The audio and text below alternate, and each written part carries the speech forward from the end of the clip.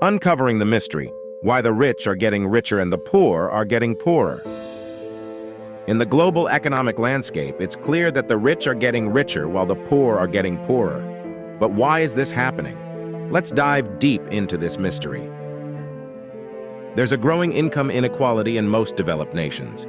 The gap between the wealthiest and the poorest has significantly widened over the past few decades.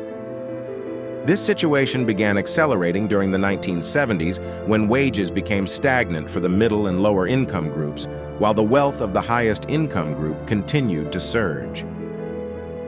A key factor contributing to this is the difference in educational opportunities. Higher income families can afford better education for their children, while lower income families struggle with access to quality education. This leads to a difference in skills and qualifications. People with better education and skills land higher-paying jobs, further increasing the wealth gap.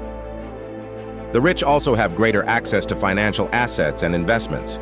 They have the means to invest in stocks and properties, which usually yield high returns. In contrast, the poor lack such opportunities.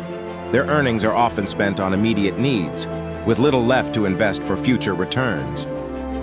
The wealthy also benefit from tax policies. Many countries have tax laws favoring the rich, allowing them to keep more of their income. The poor, on the other hand, bear the brunt of regressive tax policies. They often pay a larger proportion of their income in taxes compared to the wealthy. The rich also have the means to influence policies. They can afford lobbyists and donations to political candidates to push for laws that favor their financial interests. The poor, unfortunately, do not have such influence. Their concerns and needs often go unheard in the corridors of power. The cycle of wealth also plays a major role. Rich families can pass on their assets to the next generation, ensuring a head start. For the poor, however, generational poverty is often a harsh reality. Their children start at a disadvantage, making it harder for them to break the cycle. The rich also have better access to credit. They can borrow money at lower interest rates than the poor, allowing them to invest and grow their wealth. The poor, conversely, are often trapped in a cycle of high-interest debt, which hampers their financial growth.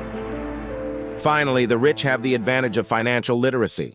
They understand how money works and how to make it work for them. For the poor, financial literacy is often a luxury they can't afford. This lack of knowledge hampers their ability to manage money effectively and create wealth. In conclusion, the widening wealth gap is driven by a combination of factors, from education and investment opportunities to tax policies and political influence. Understanding these factors is the first step towards addressing income inequality and creating a more equitable society. To mitigate these issues, we need systemic changes.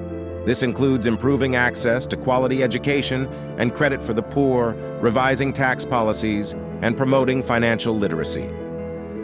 By taking these steps, we can start to bridge the wealth gap and create a world where everyone has an equal opportunity to thrive. This is not an easy road, but it's one that we must travel on if we hope to create a fair and just society. Remember, change starts with understanding and awareness. Let's work together to create a world where wealth is not concentrated in the hands of a few, but is shared equitably by all. Thank you for joining me in this exploration of a pressing global issue. Let's continue to learn, understand, and strive for change. Change is possible, and it starts with us. Let's make a difference one step at a time.